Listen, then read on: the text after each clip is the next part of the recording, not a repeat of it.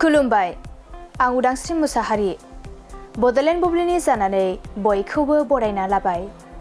दिनै 29 सेप्तेम्बर 2024 नोंथांमोननो बड'लेण्ड बुब्लिया दिनैनि साना मा मानि थाखाय मिथिजायो एबा दिनैनि सानाव मा हाबाफारि फालिनाय जायो नोंथांमोननो फारि फारि बड'लेण्ड बुब्लिया फोरमायगोन।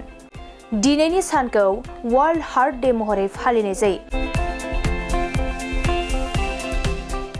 बुहुमनां बिखा सानखौ बोसोरफ्रोमबो 29 सेप्तेम्बर खालि कार्डिय'भास्कुलार बेरामनि बागै सांग्रांथि लाबोनो आरो बिखा सावस्रिनां जिउ खुंनायखौ बांहोनो थाखाय फालिनाय जायो। वर्ल्ड हार्ट फेडारेशन आरो बुहुमनां सावस्रि आफादा 1999 मायथाइयाव गिबि खेब बे सानखौ गायसनदोंमोन।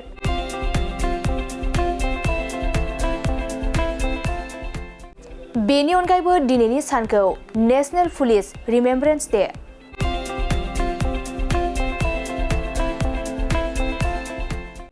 World day of migrants and रिफिउजिस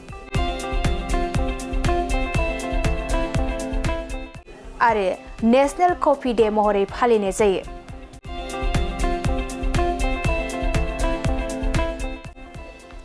नोंथांमोननो Bodoland बुब्लिया दिनैनि सानाव मा हाबाफारिजों मिथिजायो आरो मा हाबाफारिखौ फालिनाय जायो फोरमायबाय। गोजोन्थों। बाजाज बाइक सालायनो मोजां मोनग्रा रायजो राजाफोरनि थाखाय मोनसे गोजोनथाव खौरां। सेरफांगुरि बाजाज श'रुमा फुजा 2024 धामाका अफार होगासिनो दं। क'क्राझार जिल्ला सेरफांगुरियाव थानाय फुंखा एन्टारप्राइज बाजाज श'रुमा सेप्तेम्बरनिफ्राय 30 अक्ट'बर फुजा 2024 धामाका अफारनि खाबुफोर होगासिनो दं। नोंथांमोना सेरफांगुरियाव थानाय फुंखा एन्टारप्राइज बाजाज श'रुमाव खुंफुंजानाय फुजा धामाका अफाराव फैनानै नोंथांनि लुबैनाय बाजाजनि बाइकखौ लांफैनो हागोन। रायजो राजाफोरनो फुंखा एन्टारप्राइज बाजाज श'रुमा लाबोनाय अफारफ्रानो जाबाय 5 litre petrol free, free pressure cooker, free helmet, एक्सचेन्जनि एभेलेबल, लोगोसे केस होनानै बाइक बायगिरिफोरनो 1000 रां केसबेक हरफिननाय जागोन।